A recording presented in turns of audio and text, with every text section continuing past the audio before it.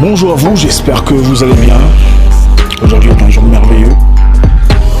Nous sommes vivants. C'est déjà une grâce d'être vivant, d'être fort, d'être présent. Ça fait du bien de le savoir. C'est vrai que nous ne sommes pas très actifs comme on le souhaiterait. Et mon équipe et moi avons décidé de quand même vous balancer un truc de temps en temps. Je suis très occupé pour l'instant. Mais on essaiera de faire de notre mieux pour y arriver. Je sais que beaucoup de personnes en ont besoin et beaucoup de personnes veulent se retrouver. Beaucoup de personnes viennent se ressourcer auprès de nous. On ne peut donc pas se permettre certaines histoires. Vous savez, il y a très longtemps, dans un pays étranger, pendant que je luttais, je crapahutais dans les terrains les plus inhospitaliers de la vie, en quête de réussite, on se cherchait encore, car on voulait trouver un moyen, comme beaucoup de nos confrères africains d'ailleurs. Je travaillais comme agent de sécurité dans un quartier huppé de la place. Il y avait des riches, dans un complexe où il y avait beaucoup de villas.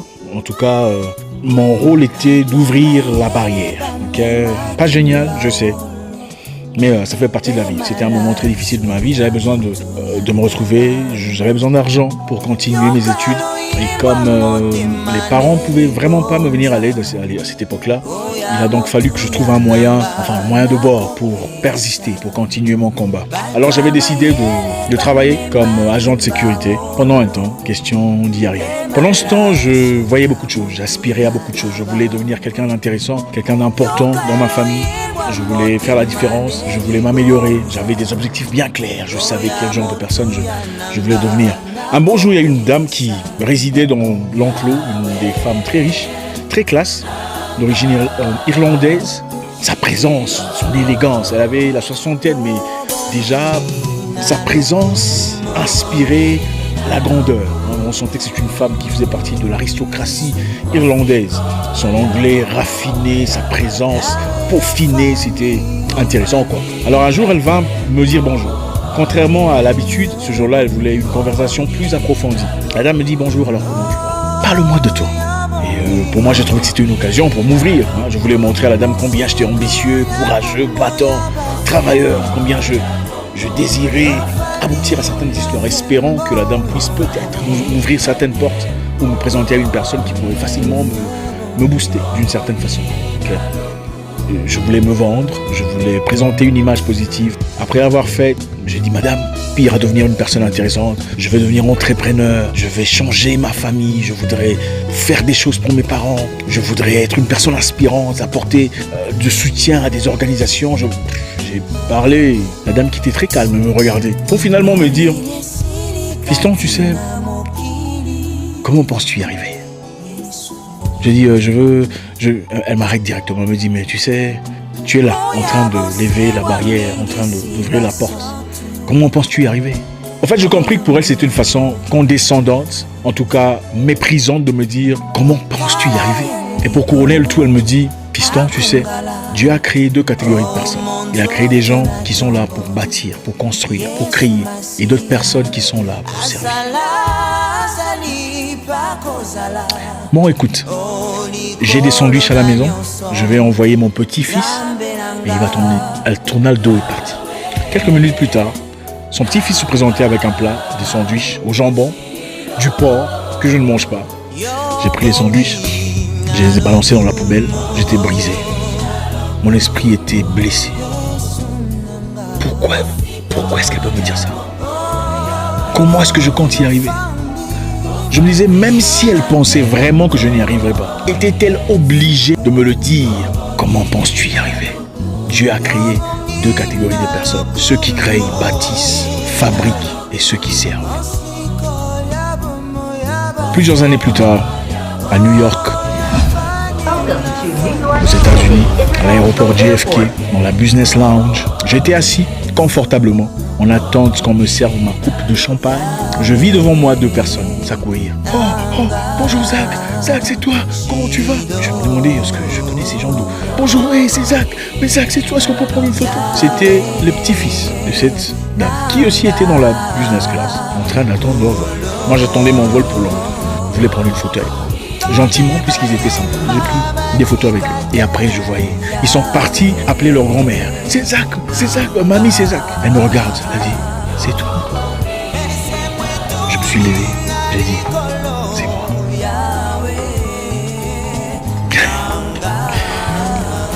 Dans la vie, il faut jamais se moquer d'une personne. Jamais se moquer d'un être humain sur base de sa condition actuelle, sa position sociale, sur base de ce qui se traverse dans la vie à cet instant-là.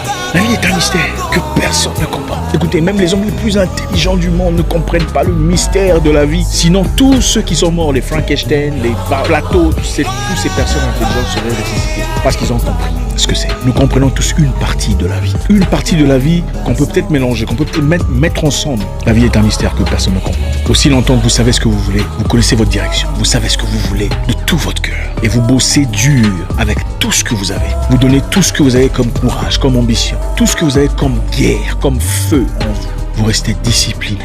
Vous y arriverez. Vous savez, l'argent ne fait pas le bonheur. On peut vivre une vie sans argent. Certainement. Mon père n'avait pas d'argent. On n'avait même pas de voiture. Mais on était bien. On ne souffrait pas. Beaucoup de gens voulaient être nous, d'ailleurs. On n'était pas riches. On n'avait pas de voiture. Mais on était bien. On peut vivre sans argent. On peut le faire. Mais l'argent rend la vie facile. L'argent facilite certaines histoires. L'argent vous permet d'aller à l'hôpital et vous faire soigner sans difficulté. L'argent vous permet de faire un voyage quand vous en avez besoin. L'argent vous permet de payer les études à vos enfants sans difficulté. L'argent vous permet de planifier, de construire, de bâtir, d'avoir des aspirations. L'argent, quelquefois, impose le respect. L'argent, quelquefois, lustre le visage, bonifie, adoucit. Même les gens les plus... Regardez, vous pouvez voir un homme vilain comme un canard, mais qui se sent fort comme Batman quand il a l'argent. Je ne vous encourage pas à vendre votre âme pour avoir de l'argent. Cher frère, jeune frère, si tu me suis, si tu as des objectifs de vie, des aspirations, n'abandonne pas. Ne permets à personne de te dire ce que tu peux ou ce que tu ne peux pas faire. Seul toi et ton créateur savent où vous allez. Peut-être lui un peu plus que toi. Mais aussi longtemps que tu resteras fidèle à tes ambitions, à tes projets. Aussi, regardez, l'argent rend la vie facile. Même avec votre épouse, quand tu as de l'argent, les problèmes partent facilement. Quand elle se fâche, tu vois. Et après, elle vient, écoute, tu sais, j'étais un peu énervé, excuse-moi, c'est peut-être mes hormones. Là, c'est quand il y a l'argent. Quand elle n'a pas l'argent, je suis fatigué, ces histoires. Moi, là, il n'y a pas l'argent. Quand il n'a pas l'argent, quand elle revient, quand il y a l'argent, quand tu viens et que tu as faim, elle te dit, chérie, tu veux quoi? Qu'est-ce que tu veux manger? Tu veux des frites? Du poulet, du poisson. Quand elle n'a pas l'argent, tu dis tu veux boire de l'eau. Elle te dit tu veux boire de l'eau. Mais tu es là tout près du frigo, du réfrigérateur. Prends de l'eau. Est-ce que je dois me lever pour faire ça? Là, il n'y a pas l'argent. C'est ça la réalité de la vie. L'argent ne fait pas le bonheur. Mais l'argent facilite certaines histoires de la vie. L'argent vous permet, même quand vous êtes en froid, comme vous le dites, et ça ne va pas entre vous, tu peux lui dire écoute, j'en ai marre de ce que tu fais. D'ailleurs, cette histoire, on finira ça à Dubaï. Tu entends? On va régler ça à Dubaï. Et puis tu lui balances les billets au visage de Dubaï. On va régler ça à Dubaï. Ça, c'est quand il y a l'argent. Courage, que chacun se batte. Vous pouvez y arriver. On ne sera pas tous millionnaires, mais on peut tous arriver quelque part. Selon notre aise, selon notre aisance, nos aspirations. Il y en a assez pour tout le monde. Si on sait ce qu'on veut et qu'on a des bonnes personnes. Merci encore de nous suivre. On essaiera très fréquemment de balancer des trucs réels comme ça, afin de nous inspirer, de nous pousser à aller de l'avant. Mon nom est Isaac Mouikassa, le guerrier noir, votre frère. Il y a des rumeurs entre nous, il y a des rancœurs.